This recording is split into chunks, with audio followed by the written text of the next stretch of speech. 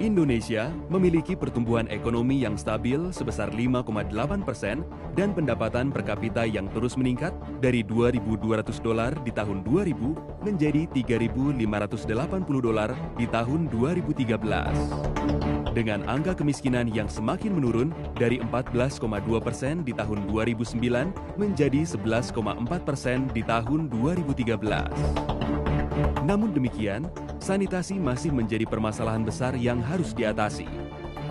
Akses sanitasi yang layak baru dinikmati oleh 59% penduduk Indonesia.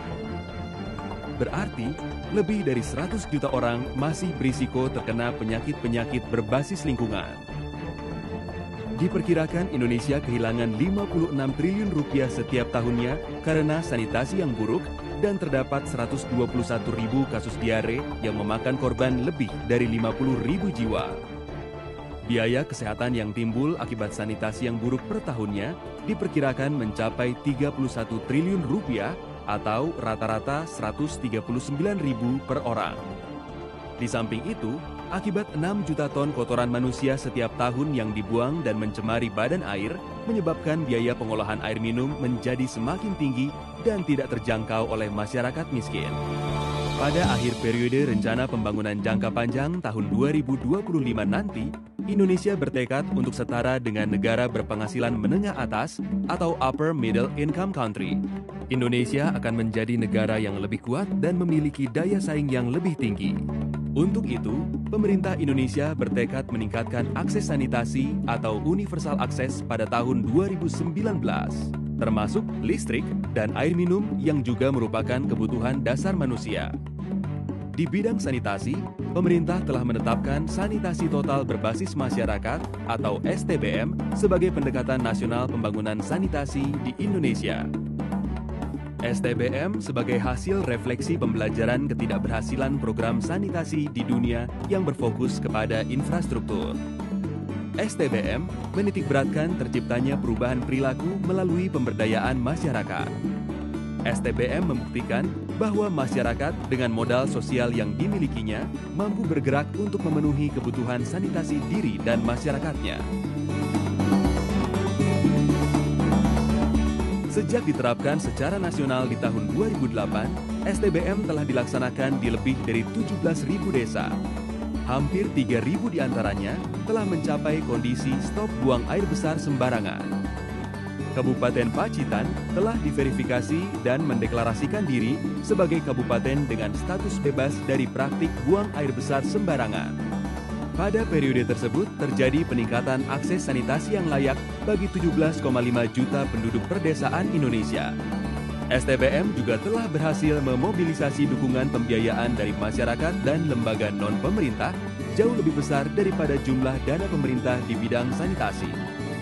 STBM diselenggarakan dengan menerapkan 3 strategi utama, yaitu penciptaan lingkungan yang kondusif, peningkatan kebutuhan sanitasi, peningkatan penyediaan akses sanitasi. Ketiga strategi ini harus berjalan bersama untuk tercapainya sukses STBM. Belajar dari pengalaman penyelenggaraan STBM tahun 2010 sampai 2014, kunci-kunci keberhasilan pelaksanaan STBM terletak pada beberapa faktor. Di antaranya, pertama, aspek regulasi yang didukung oleh aturan yang kuat dan jelas, seperti RPJMN, Instruksi Presiden, Peraturan Menteri, Rencana Strategis Kementerian, dan peraturan-peraturan daerah, hingga aturan-aturan dan kesepakatan bersama di masyarakat. Kedua, aspek kelembagaan yang didorong oleh dukungan politis pemerintah daerah dan bertumpu pada penguatan kapasitas, struktur pemerintah yang ada, monitoring berkesinambungan, dan pelibatan unsur masyarakat secara total tanpa membedakan kelompok kaya atau miskin dan laki-laki atau perempuan. Ketiga, aspek metodologi yang efektif dan mudah dipahami, berkembang sesuai dengan kondisi dan karakteristik masyarakat, melibatkan seluruh pemangku kepentingan dan memiliki dampak yang besar, sekaligus mampu membuka peluang ekonomi di masyarakat melalui pengembangan wirausaha sanitasi dan menciptakan iklim kompetisi antar daerah. Keempat, aspek program dan pembiayaan yang efisien didukung oleh masyarakat, pemerintah, proyek-proyek nasional, mitra pembangunan, LSM, serta pihak swasta.